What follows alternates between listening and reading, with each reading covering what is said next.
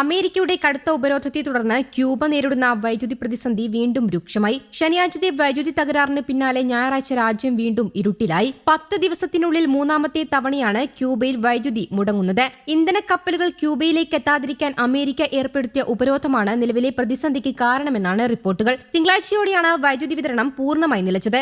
രാജ്യത്തെ പ്രധാന വൈദ്യുത നിലയങ്ങളുടെ പ്രവർത്തനം തടസ്സപ്പെട്ടതോടെ പലയിടങ്ങളിലും ദീർഘനേരം വൈദ്യുതി നിലച്ചു. ഇതോടെ ഹവാന, പിനാർ ദെൽ റിയോ, ഗ്യോണ്ടനാമോ, മാദൻസാസ് തുടങ്ങിയ നഗരങ്ങളിൽ പ്രതിഷേധം ശക്തമായി. വൈദ്യുതി പുനഃസ്ഥാപിക്കാൻ സർക്കാർ പാടുപെടുന്നതിനിടെയാണ് ക്യൂബയുടെ ദേശീയ വൈദ്യുതി ഗ്രിഡ് വീണ്ടും തകരാറിലായത്. സാമ്പത്തിക പ്രതിസന്ധിയും ഭക്ഷണം, മരുന്ന് തുടങ്ങിയ അവശ്യവസ്തുക്കളുടെ ക്ഷാമവും ജനങ്ങളുടെ ദുരിതം വർദ്ധിപ്പിച്ചതായും റിപ്പോർട്ടുകളുണ്ട്. മദാൻസാസ്, സിയൻഫ്യൂഗോസ്, സാന്താ ക്ലാര നഗരങ്ങളെ ബന്ധിപ്പിക്കുന്ന 2 പ്രധാന ലൈനുകൾ ഒരേ സമയം തകരാറിലായതാണ് വൈദ്യുതി വിതരണം നിലയ്ക്കാൻ കാരണമായതെന്ന് വൈദ്യുതി മന്ത്രാലയം അറിയിച്ചു. തലസ്ഥാനമായ ഹവാന, പിനാർ ദെൽ റിയോ, ആർടെമിസ, മായാപെക്, മദാൻസാസ് പ്രവിശ്യകൾ ഇരുട്ടിലായതോടെ രാജ്യത്ത് അടിയന്തര നടപടികൾ സ്വീകരിച്ചു. ആശുപത്രികൾ, കുടിവെള്ള വിതരണ സംവിധാനം എന്നിവയ്ക്ക് തടസ്സമില്ലാതെ വൈദ്യുതി ഉറപ്പാക്കാൻ ബദൽ സംവിധാനങ്ങൾ ഒരുക്കുമെന്നും വൈദ്യുതി പുനഃസ്ഥാപിക്കാൻ ഇലക്ട്രിക് യൂണിയൻ ജീവനക്കാരെ വിന്യസിപ്പിക്കുമെന്നും ഊർജ്ജ മന്ത്രാലയം അറിയിച്ചു. 1960 മുതൽ യുഎസിന്റെ കടുത്ത ഉപരോധങ്ങൾ നേരിടുന്ന രാജ്യമാണ് ക്യൂബ. 2025 ജനുവരിയിൽ ഡൊണാൾഡ് ട്രംപ് രണ്ടാമതും യുഎസ് പ്രസിഡന്റ് ആയ ശേഷം ഉപരോധങ്ങൾ കടുപ്പിച്ചു.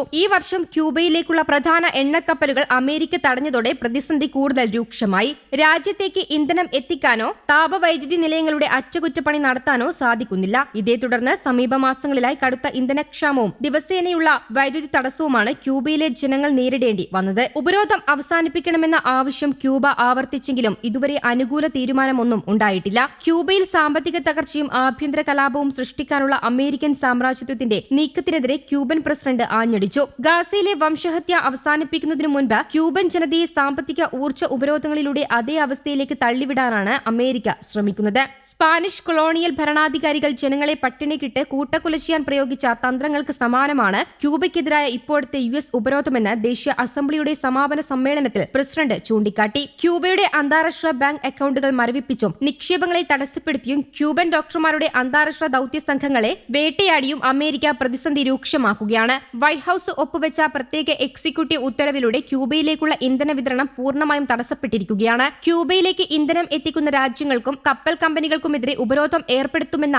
യുഎസ് ഭീഷണി കാരണം 7 മാസത്തിനിടെ ഒരൊറ്റ ഇന്ധന കപ്പൽ മാത്രമാണ് ദ്വീപിൽ എത്തിയത്. ഇന്ധനക്ഷാമം ക്യൂബയുടെ ദേശീയ വൈദ്യുത ശൃംഖലയെ പ്രതിസന്ധിയിലാക്കി. 1400 മെഗാവാട്ടിലധികം ഉൽപാദനം തടസ്സപ്പെട്ടു. ഇത് ദൈനംദിന ജീവിതത്തെയും കുടിവെള്ള വിതരണ സംവിധാനത്തെയും ബാധിച്ചു. കാർഷിക വിളവെടുപ്പ്, വ്യവസായ മേഖല, ആരോഗ്യ കേന്ദ്രങ്ങളുടെ പ്രവർത്തനം എന്നിവ പ്രതിസന്ധിയിലാണ്. അമേരിക്കൻ ഉപരോധം സൃഷ്ടിച്ച കടുത്ത മാനുഷിക സാമ്പത്തിക പ്രതിസന്ധിയെ മറികടക്കാൻ ക്യൂബൻ സർക്കാർ വിപുലമായ ജനകീയ പദ്ധതികൾക്കാണ് രൂപം നൽകിയിരിക്കുന്നത്. ദേശീയ അസംബ്ലി പാസാക്കിയ 176 സാമ്പത്തിക പരിഷ്കാരങ്ങൾ സ്വകാര്യ പൊതുമേഖലകളെ ശക്തിപ്പെടുത്താനും നിക്ഷേപങ്ങൾ ആകർഷിക്കാനും ലക്ഷ്യമിട്ടുള്ളതാണ്. സാമ്രാജ്യത്വത്തിന്റെ ഉപരോധങ്ങളെ ജനകീയ കൂട്ടായ്മയിലൂടെയും സോഷ്യലിസ്റ്റ് ആദർശങ്ങളിലൂന്നിയ വിപ്ലവ വീര്യത്തിലൂടെയും ക്യൂബ അതിജീവിക്കുമെന്ന് പ്രസിഡന്റ് പ്രഖ്യാപിച്ചു. ക്യൂബയ്ക്കുമേൽ അമേരിക്ക അടിച്ചേൽപ്പിച്ച ഇന്ധന ഉപരോധത്തിനും രാഷ്ട്രീയ സമ്മർദ്ദങ്ങൾക്കുമെതിരെ തലസ്ഥാന നഗരമായ ഹവാനയിൽ പ്രതിഷേധവുമായി ആയിരക്കണക്കിന് യുവതികൾ രംഗത്തെത്തിയിരുന്നു. ഉപരോധം തകർക്കുക എന്ന മുദ്രാവാക്യമുയർത്തി നടന്ന മാർച്ചിൽ അമേരിക്കയുടെ നയങ്ങൾ ഒരു ജനതയ്ക്കെതിരെയുള്ള ക്രൂരതയാണെന്ന് പ്രതിഷേധക്കാർ ചൂണ്ടിക്കാട്ടി. News desk, Kerala Kaumudi.